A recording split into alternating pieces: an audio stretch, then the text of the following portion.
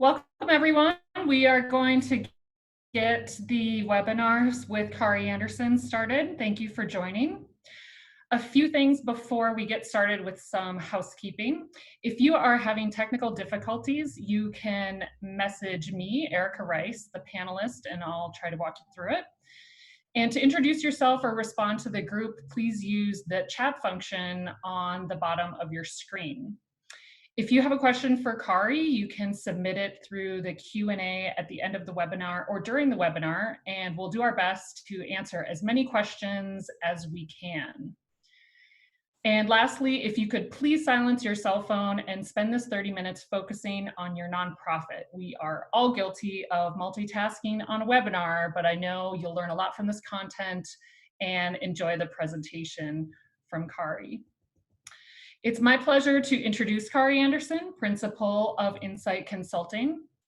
Besides her 23 plus years in the nonprofit world and experience with just about every cause known to humans and animals, she is full of energy, ideas, and not afraid to get her hands dirty when organizations need help. One of my favorite things about her approach with clients is she strives to, quote, laugh whenever possible and when the time is more or less appropriate. And she does all this while getting results. I know you will enjoy her presentation today, and it will energize and motivate you to build your nonprofit in 2020. Enjoy today's webinar, Raising Money in a Different World, How, When, and Why You Should Make Changes Now. Thanks so much, Erica. Welcome, everyone. Thanks for spending part of your Tuesday afternoon with me. So why am I doing this webinar? And I want to chat a little bit about Erica. Erica is my partner in crime in that she helps me make everything look pretty on my website and sometimes helps me with redundancies in words. So she and I have been talking an awful lot since March, or what I like to refer to as 37,000 days ago, as to what's going on in this sector, what's happening with clients, how people are raising money, how they're not raising money, whether they're behaving like an ostrich. I'll define that in a second. And so we thought, hey, in the land of 12,332 webinars that have probably happened and have come through your inbox in the last 37,000 days. So why now? Why me? Why are you here? I have watched since I returned from a European vacation. That is the subject for another webinar. I have watched since the middle of March as nonprofits have done one or more of these things. Panicked, paused, acted like that ostrich. And when I mean by ostrich is head in sand, ignoring everything that's going on around you because you're so convinced that maybe if I ignore it, it will go away. I certainly have watched some nonprofits reassess what they are currently working on and why. Oftentimes that looks like taking a look at your current strategic plan, pausing 7/8 of it, and focusing on one or two core goals to make sure that you come out of this ahead. Certainly, organizations have stalled.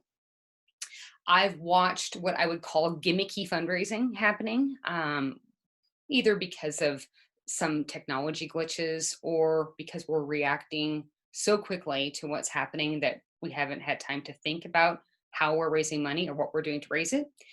And I've certainly seen some fabulous friend raising and fundraising occur during the 37,000 or so days. So I've also I've observed great nonprofits hoping to get back to normal this fall so they can have their fill in the blank special event, a walk, a gala, a dinner, a hoedown, whatever that might be. Folks, repeat after me. Hope is not a strategy. So if you are still hoping to go back to normal so that you can utilize your tried and true special event, it's a good thing you're here today. We're not talking about events. I just want to tell you right now. Some of you on the call know that I'm an unabashed fan of special event fundraising. I did it for years with the 7 nonprofits that I was involved with. And folks, we can't count on people wanting to come to events anymore. And we also can't count on people wanting to continue to attend events virtually. So we're raising money in a different world, old school. right? We're going to be talking to people because we're in the business of relationships. So today, we are going to be getting back to basics and specifically talking to people about investing in your cause. So here's our agenda. As we work through today's agenda, I want to leave you with these things. I want to leave you with how to engage differently with current donors. I want to give you suggestions as to how to reactivate lapsed donors and also cultivate new donors, specifically through online social campaigns and by using those wonderful special event lists that you have and actually converting event attendees to long-term donors for your organization. And we're also going to leave you with a framework as to how to engage your board in fundraising and actually make it stick. And if you stick around till the very end, I've got a treat for you. After the Q&A, I hope you stick so that you can learn more about a new service I have that's offered at a deep discount to make sure we get you through the rest of 2020 and into 2021. So let's talk quickly about what's changed in terms of our current state of fundraising and what's still unknown. What we know through a hodgepodge of surveys, it feels like I'm getting one at least a day, if not one a week, is that over half of the nonprofits in the US right now have experienced a decline in philanthropic support since the outbreak began, right? And you can define when outbreak began. Some folks were paying attention as early as February. Most of it was probably mid-March. We certainly know that special events have been canceled or postponed. Campaigns have been put on hold, whether you've desperately needed them or not. Major donors have paused or completely stopped gifts and their pledges. We also know that most nonprofits are bracing. If you haven't gone through a budget change, you're going to be going through it probably again for decreased philanthropic revenues through the end of this year and quite possibly into 2021. So what's changed? We know that increased giving has actually happened. I was talking with a friend the other day that is always reminding me that just because you're going through crisis doesn't mean that everyone is experiencing crisis the same. So we know that if you are in health and human services or in hospitals, there has been a market uptick in donations from philanthropic supporters because of the on-the-ground fundraising and the need that's needed to happen for those organizations. On the flip of that, we know that religious and cultural organizations have just been decimated during the course of this. We do know, thankfully, that private and family foundations have taken a pledge, and there's over 100 of these entities, 1,000 of these entities now that have committed to all of their funders that they are not going to have such tight restrictions on the gifts they've given you. They've also extended your impact reporting and your program reports so that you can actually deliver on mission. We also know, and boy, this is a blessing and a curse, how much we've had to increase our reliance on social media and on keeping in touch with donors virtually, and that is wearing on our donor pool right now. What's unknown about all of this? We do not know when we are going to be able to go back to having our events in what we would call normal time.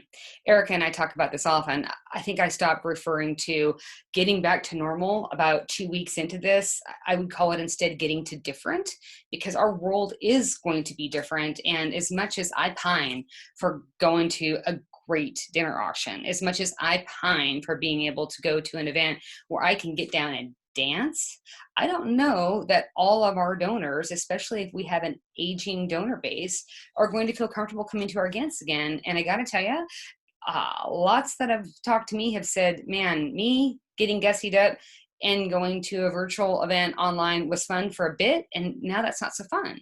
So we can't depend on special event fundraising. And again, guilty as charged, right? I was a part of that crew for forever. If our budgets are made up that way, this is the time for us to take stock. And it's probably why you're on the call today, to say, how do we do things differently?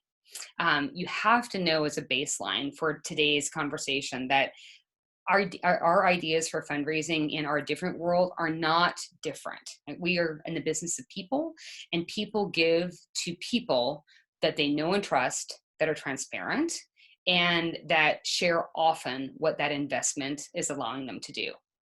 So 3 things, right? For today's call, we're going to dip into our current donors and major gift fundraising. We're going to tip into new donors, and we're also going to tip into how the board assists you in this work. So, major gift fundraising. What we know to be true about major gift fundraising is this. We know that the best return on our investment for nonprofits is keeping as many of our current supporters engaged and invested in our organization, right? That is manna from heaven, and that's where the bulk of our time as fundraisers, whether you are in annual giving, whether you're in major gifts, whether you're in planned gifts, right? We need to keep tight with those individuals who have given us funds in the past. So for current donors, our focus in this sector is really to be looking at revenue growth, as well as persuading these donors who have demonstrated they are giving to you time and again. We want them to continue that time and again, and also upgrade those gifts. We know this is easier in theory, right? Because they've already given to you, they believe in you, and they certainly will consider an increase if you ask. You actually have to ask them. They're not omnipotent, they're not clairvoyant. They need to actually hear from you, and it can't just be a text, and it can't be an email. You actually need to pick up the phone. I know many of you have been doing that this spring, and engage with them, right? So that they can actually have the opportunity to invest further. We know, because donors have told us, that if you ask, and if you ask them to increase the size of their contribution and suggest options for them, such as monthly giving or donating assets, there is a much higher likelihood that they will engage. And the stock option here right now is really important. Yes, I know the market dumped, right? And the market is climbing back up. Again, it is not our decision to make for the donor as to how they invest in your organization. Our job is to give them options. This is why the stock option is so intriguing to them. They can avoid capital gains taxes by transferring the stock directly to you. So, mental note, homework, if you don't yet have the ability to be able to accept gifts of stock, this would be something for your finance committee to be able to work on for you at a board level. This is where board members can help you. But that's the thing. Let's not have the inability to receive stock, or the fact that we don't have a policy in place in terms of gift acceptance, to be a barrier for you to be able to accept gifts.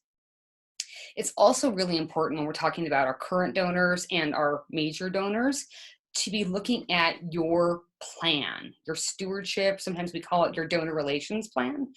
We want you to be able to regularly steward and report back to your current donors as to how their contributions are making a difference for your business. If they feel satisfied that their gifts are having an impact, they'll be much more likely to give again. And I've got a little treat for you right now. Erica doesn't know it's coming, just a heads up, I'm telling you right now. I'd like you to commit this week's the second homework piece, right? First, let's make sure we can accept stock. Second, I want you to take a look at reassessing your donor stewardship plan. If you don't have a plan, or if you need some new ideas for donor stewardship, message me and Erica in the chat section. And after the webinar, I will send you a template for a donor relations plan. Erica is now rolling her eyes at me, I have no doubt. So that is piece one, right? That's how we are going to continue to stay engaged with your current funders. Now, we got to get to talking about our new donors. So many of you have rolled your eyes at me, because I know who's on the call for current clients, when I say, hey, we have to have a ratio, right, of making sure you spend about 2/3 of your time to 3/4 of your time with current donors. Easier to keep, right, than go get new. But it's so important for you to also be bringing new donors into your pipeline, especially since we know that we have aging donor demographics across the spectrum, right? So we always have to be reinvigorating our donor pool. And it's not just because some of our donors are aging out, it's because you have new individuals and families in your communities. You may have, you may be a newer nonprofit, and there's a wide swath of people in town that don't know that your nonprofit exists. So we always want to be prospecting. But here are some stats for you to consider as to why this is important. So only 20% of first-time donors give again. And it's because we treat them very poorly, right? Surveys that go out to those new donors will say, I don't hear from that nonprofit again until it's time for me to make a gift again. And that's pretty crummy, right? That's not great service. So it's important to stay connected with them. I want you to consider, this is homework piece 3, in case we're keeping along at school. I want you to be considering how you would develop a 60-day plan to be able to convert new donors. And that 60-day plan includes these possible pieces. So connect with them after they give via email or via video chat.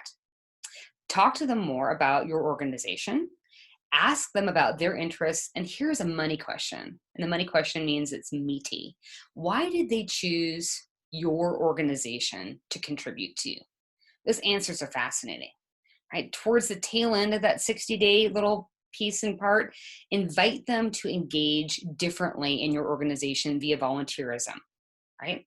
We know that our volunteers are some of the best donors out there, and we want to be continuing to engage new donors, not just by saying, give me more, like the old Grease song, right? So here are a couple pieces in terms of, because I've heard a couple of you say already, where am I supposed to get new names? A couple things. I'm going to guess that at least 2 of you on call have a donor base that I would call aging, right? In that way back when you had more people giving to you, but they've dropped off, potentially because of lack of care.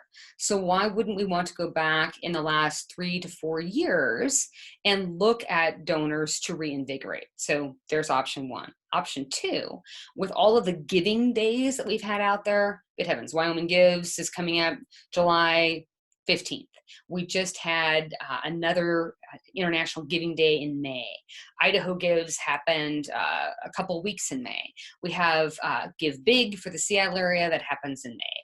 Colorado's is December. Giving Tuesday is the Tuesday after Thanksgiving. You've got options, right?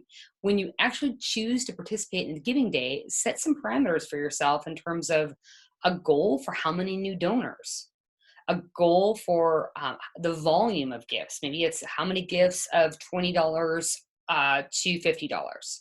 We really want to use those portals in terms of social giving to bring new donors in so they can test you, if they will, and then you can be responsive and actually start developing a relationship.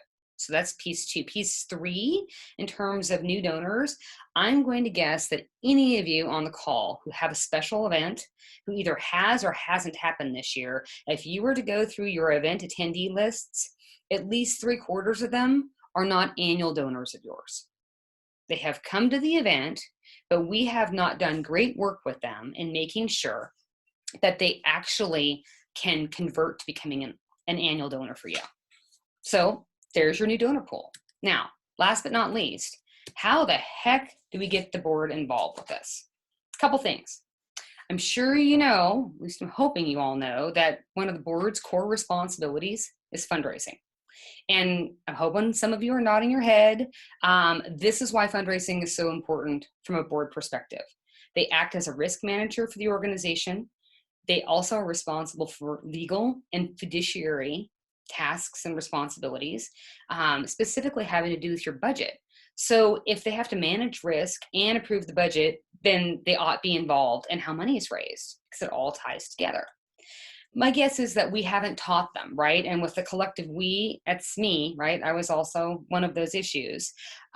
Here's what this has looked like for some nonprofits I've either staffed, I've been on a board with, or I consult to. When a board member is recruited, we don't talk about fundraising. When a board member is oriented, we don't talk about the board's role in fundraising. When we talk about, hey, you're an ambassador of the board, we don't define that. When it gets to the culture of philanthropy around the board table, we don't have 100% board giving. There's not a fund development committee on your board. We haven't defined development cycle. So it's not a wonder to me that they're at least resistant for engaging in fundraising with you. So here's how we go do this. And here's the last piece as we wrap this up today. We know that great organizational storytelling equates to great organizational fundraising. And if we can start preparing board members and equipping board members to telling stories about your nonprofit, it becomes so much easier for them to say, hey, George, hey, Harriet, won't you join me in supporting the work of this nonprofit? So pro tip, there are 5 stories that board members should have. Everyone should know your origin story. Everyone should have their personal story as to why they've chosen to invest their time with your nonprofit. Everyone should have a hero story. All board members should know how your nonprofit helps to overcome adversity. And the 5th story is how your nonprofit helps to solve a problem. If we can provide that template and have all board members participate with those stories, this looks remarkably different in terms of fundraising for your group. Second piece with regard to the board, folks, you've got to have a fund development committee. And the fund development committee, it's not an event committee. Just wanted to make sure we all knew this, right? They are the ones that help tie together, with the support of your executive director, how we're actually going to raise the money we raise during the year. There's revenue streams for each of those revenue pieces: grants, special events, major giving, annual campaigns, sponsorship. There's a long list. And they also make sure that the board is involved in the place that makes sense for them in the development cycle. Is the board member part of the cultivating or inviting? Is the board member in charge of stewardship or thanking? Or is that board member unabashedly proud of their ability to ask for money? We need those folks too. The last piece that the Fund Development Committee does is ensuring that there's a culture of philanthropy on the board. Executive directors, please breathe a sigh of relief with me. You are not the person that should be going around saying, oh, board member, have you made your gift yet to XYZ nonprofit? That is not your job. That is the Fund Development Committee's job. We want to make sure that they are actually providing the support and accountability for the board to be involved. And the last piece that goes along with how we put board members in a position of power with regard to fundraising is we need to give them portfolios. And so this is what the fancy word portfolio means. We want them to actually have assignments. It's true, we want them to have accountability. And it's actually 2 different portfolios they'll have. We want them to have a portfolio of current donors to your organization that they are responsible for caretaking during the year. They're invited to learn more. They're invited to do. They're invited to volunteer. On occasion, they'll be invited to give. We want them to be the thankers of this group in their portfolios. And their second portfolio is their own set of connections that they have. Remember, board members are supposed to be ambassadors for the organization. So board members need to be connecting their networks with the nonprofit. If they're not doing that, perhaps the board is not the place for them to sit. And the reason that this connection is so important is this: we need them to connect people in their network with us that share their commitment or interest to the mission of your organization. And that last qualifier is really important, because the people that they suggest who will align with your work are much more likely to become sustaining donors over time versus those that just make a transactional gift because their buddy twisted their arm. I hope that makes sense. So just to recap, I know there are a couple of you on here that were thinking, man, I was hoping that she was give me a unicorn named Fred during this little chat, right? Some magic bullet that we could use to be able to go raise money differently. And folks, there are not unicorns, at least none that I can give away right now. We just deal with people, right? And there's nothing unique about how we have to go raise for money. What is different now is that we can't depend on what I would call things that we used to do before. Again, love our parties, love them, right? But we don't know when we can have the same kind of parties again, and your budgets are dependent on you raising money this year. So, I'm sorry if this has been a nice reminder for some folks that, oh man, I actually got to go do the stuff that I got to go do, which is talking to people. And that's really a bummer. And sorry, right? If I was that person. I'm asking you to manage your time differently and actually commit to talking to people and making sure that the board has the tools so that they can talk to people. Otherwise, you're in this on your own, and that just kind of feels like a regurgitation of the last 3 months, which we don't wish for. So as I step out of recapping, get into questions, I wanted to be able to share with you a couple things because some folks I know are just itching now to sign off. As we go into Q&A, I wanted to share that I have, based on feedback and data that I've received for so many of you over the last 3 months, I've developed a program that will actually help you retool your fundraising efforts and reassess how and why you do business at your nonprofit as we move out of, I'll say, phase 1 of pandemic and move to wherever else we're going with regard to how we work differently. And I'm offering it to you as webinar participants for a pretty deep discount. So stick until after Q&A and I can talk to you a little bit more about it. Now I'd like to be able to open it up to take questions from anyone about, hey, how we're doing fundraising now, specific questions that you might have in terms of your donor base. I've got one right now. So let's see. The question is, what do you think is the best way to connect with past event attendees to try to convert them to donors? Cold calls, emails, what does that look like? So, I'm a fan of being able to use technology for a couple different ways to warm up that group.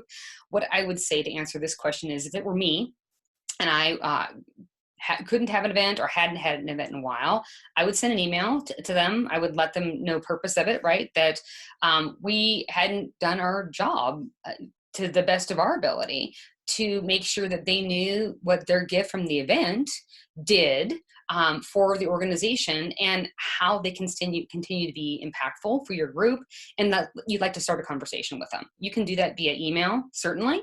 And then you can go ahead and follow up with them via a text, phone call. Ideally, you'd be able to meet in person. But just meet them where they're at and say, hey, we haven't done our best work. And this is one of the commitments we have, is to make sure you know that your investment was spent wisely and how you can be further involved. Okay.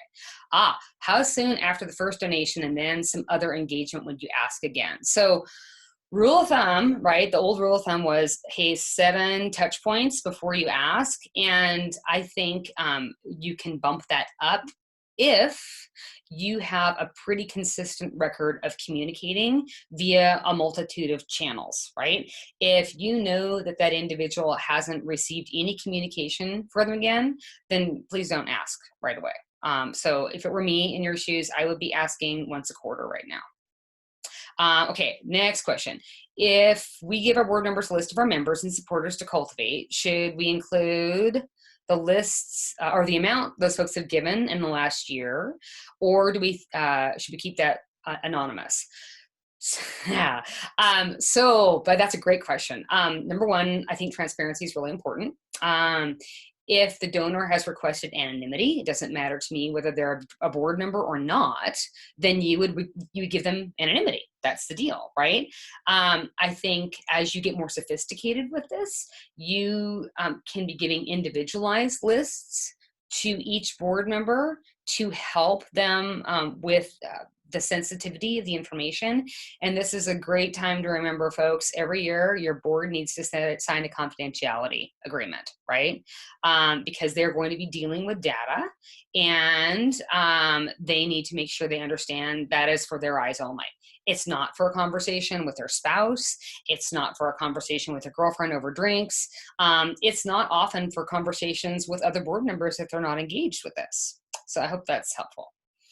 Any other questions that I can answer for you before we close this out today? I'm looking. I don't see any, but I will manage this. So last thing as we get ready to head out of here. So I have created, I I've liked pivot a while ago, and now pivot's overused, but I'm just going to say pivot with me, right? So, what am I suggesting that you consider engaging with me on? It's a full blown organizational assessment, a financial analysis, operational evaluation, executive mentoring or staff coaching, depending on where you need it, and a really swift kick with regard to board engagement. So, why is this important, and why am I suggesting that you consider this? So, most of the topics I just mentioned are not sexy or fun. And it's so easy to focus on other important work or to perpetuate the culture of being busy versus the culture of important. So that's where I come in. And for some of you who have worked with me before, you know that I can be bossy pants about this stuff. So think of this work as embedded work with me as that little accountability partner that's perched on your shoulder. I'm there to cheer you on. I'm there to give you a nudge to be productive. And I'm there to remind you versus the difference between urgent and important and what you should be spending time on. Why would you potentially need this? Or why a board member might think you might need this. So imagine what your life would look like if you actually had the following at your fingertips. You had a weekly check-in call. You had templates and guidelines to run off of. You had a written summary of what your business state was and why you need to actually make some changes. It's actually a plan for you to follow so that you don't need to be listening to the little chirpies saying, I think you should do this. I think you should do this. A donor thinks you should do this. Hey, a board member thinks you should do this. It's really clear. What would happen if this actually worked for you? Well, you wouldn't be regurgitating the last 3 months, that's for sure. And this whole analysis paralysis that we have of not knowing where we're going certainly would help to distill, right? Now, the wild card, my husband calls this the Uno card with this particular package that I'm offering. You all have a point of struggle in each of your nonprofits and each of your role. That's probably not delineated here in terms of finance or assessment or evaluation or coaching or board engagement. And so should you choose to engage, right, you get to pick what's the thing, what's the additional thing that we need to work on together that would help make you bigger, better, faster, stronger. So this is what this looks like, right? This is work. I'm not kidding, right? Some of you have hired me before. I know who you are on the call because you've secretly told me, hey, I really hope that you would wave a magic wand and everything that we did together would just be done by you. This is work, right, for both of us. I'm embedded with you in your organization for up to 6 months to get this work done because I know some of you work a little slower with this, and that's okay. You get over 40 hours of my time. It's a value of $7,500, but because you've joined here today, you get it for $6,000 until June 30th, right? You'll make a deposit, you get to pay over time. It's the screaming deal. I price pointed this out and went, oh, that is not my hourly rate. That is not even half my hourly rate. This is a deal. And this is why it's such a big deal.